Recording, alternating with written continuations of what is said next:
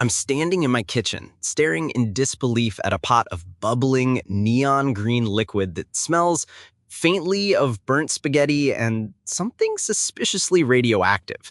Somewhere beneath that glowing sludge, I'm pretty sure I just accidentally invented a new element.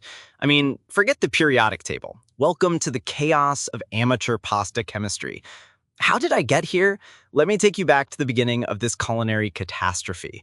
It started with a simple, relatable goal.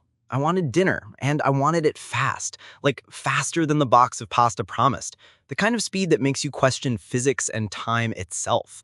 So naturally, I Googled how to cook pasta faster and found all these weird hacks, throwing salt, adding oil, microwaving noodles, recipes for disaster disguised as efficiency.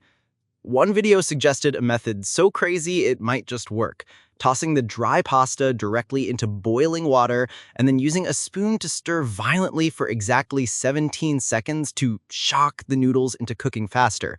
Apparently, this was the culinary equivalent of quantum physics, and I, dear viewers, decided to be the mad scientist of pasta.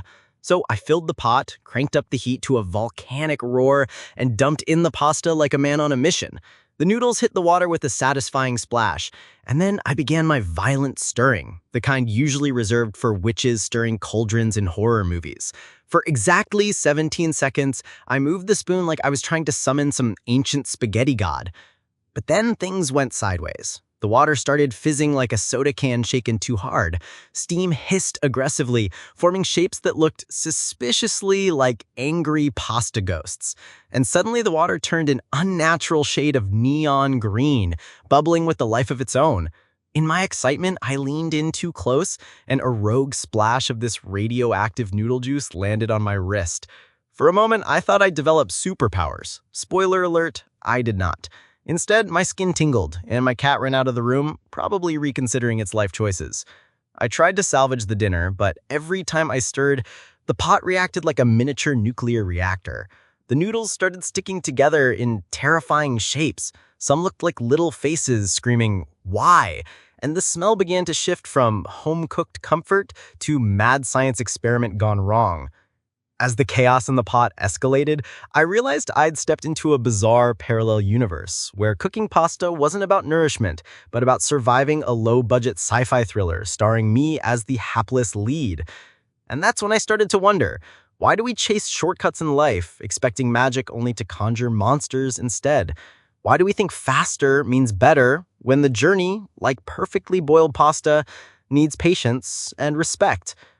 But of course, the disaster was far from over. Just as I reached for the colander, the entire pot began to vibrate violently, sending waves of glowing water sloshing dangerously close to the edge. The noodles, now in unrecognizable mutant mass, threatened to escape like rebellious alien invaders. And in that moment, I realized that sometimes cooking isn't just about dinner. It's about embracing the mess, the unexpected, and the strange lessons hidden in the chaos of a neon green pot. The pot finally boiled over, sending a luminous radioactive tsunami crashing onto my stove, floor, and inexplicably, my laptop keyboard. It was like the Italian Renaissance collided with a sci-fi B-movie, and I was the unluckiest extra on set. Steam billowed up, setting off the smoke detector with a shrill scream that sounded like my hopes and dreams evaporating into the ether. In the frantic moments that followed, I attempted to contain the neon flood with every kitchen towel within reach, transforming my kitchen into a soggy shrine to failure. The noodles, now a gelatinous, glowing mass, refused to be contained. They slithered like mutant spaghetti serpents, tangling around my feet, while my cat observed from a safe distance, clearly questioning the life choices that it led to this household. At some point, the fluorescent glow faded, but the aftermath was unmistakable. A soggy kitchen, a ruined dinner, and a lingering question of whether I had just discovered a new state of matter or just a new level of personal incompetence. And amidst this chaos, a strange clarity emerged. The pursuit of shortcuts, whether in cooking or in life, often leads us down unpredictable, sometimes absurd paths. We seek efficiency but find complexity. We want quick fixes but encounter lasting messes. Maybe cooking pasta is less about speed and more about patience, presence, and accepting that some things just need time to be right. Or maybe, just maybe, I'm a cautionary tale for anyone who thinks stirring faster equals better results. So here I am, still hungry, eating cold cereal for dinner, and nursing a slightly singed ego. But I also carry a new respect for the humble pasta, for the art of cooking, and for the beautiful disasters that remind us we're human.